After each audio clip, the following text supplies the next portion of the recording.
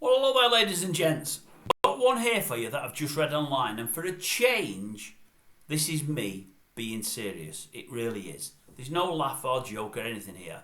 But I just read something online, and it gives you an insight into how ITV works. Let's face it, for the last 2 or 3 weeks, all we've been talking about is daytime TV, Schofield, Willoughby, and all the rest.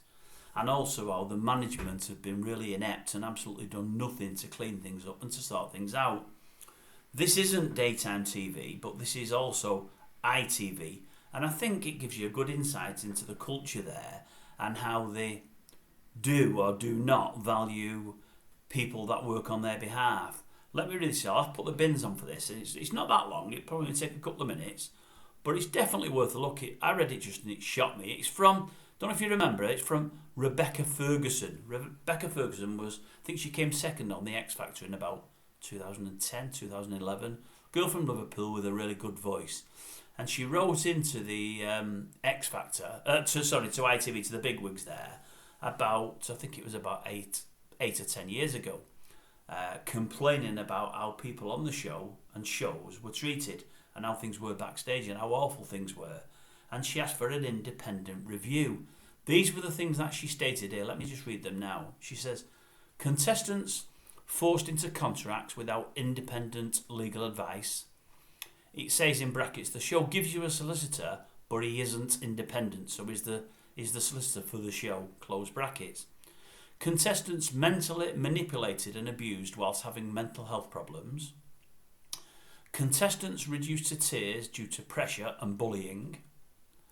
Contestants forced to sign to a management company with no freedom of choice, told if they refused, they will be kicked off the show. Contestants are given accountants by the show who again aren't independent and don't have the best interests of the clients at heart. Okay, now she sent these concerns to ITV.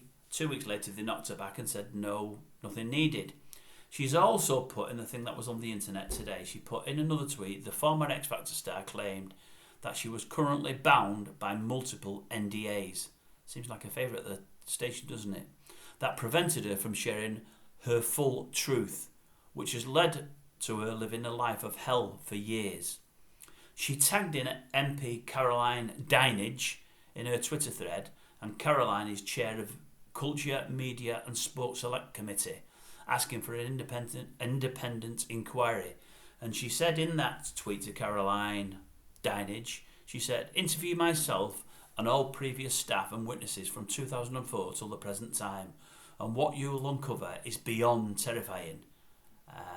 And that is basically it. But what it shows me is you've got massive, massive problems at ITV as a broadcaster. You know, that's evening television. Now, the X Factor, what would it have been there? Whereas this morning is their flagship show on daytime TV, I would suggest that the X Factor probably at one time was their flagship show to the exclusion of everything else. It now might be the Jungle thing that they do or something similar.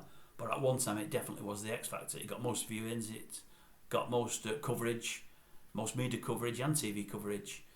And they're the things that all Rebecca was saying was happening behind the scenes there. So when we see all of that, maybe we're not quite as surprised as to what's happening on morning TV at the moment and the cover-ups that have facilitated people for so long on there, and the closed ears to things, you know, not wanting to know, and the old man, well, I know nothing culture, which seems to be ingrained in people in there, especially people like Frizzell or Willoughby. But anyway, just thought I would share that, and it's a shame for old Rebecca. She seemed like a nice girl, and she had to carry that with her for the last 10 or 15 years. It's a shame, and it's more of a shame that ITV just aren't getting their act in order. Obviously, from all those years ago, they've not got better from what we can gather. They've only got worse.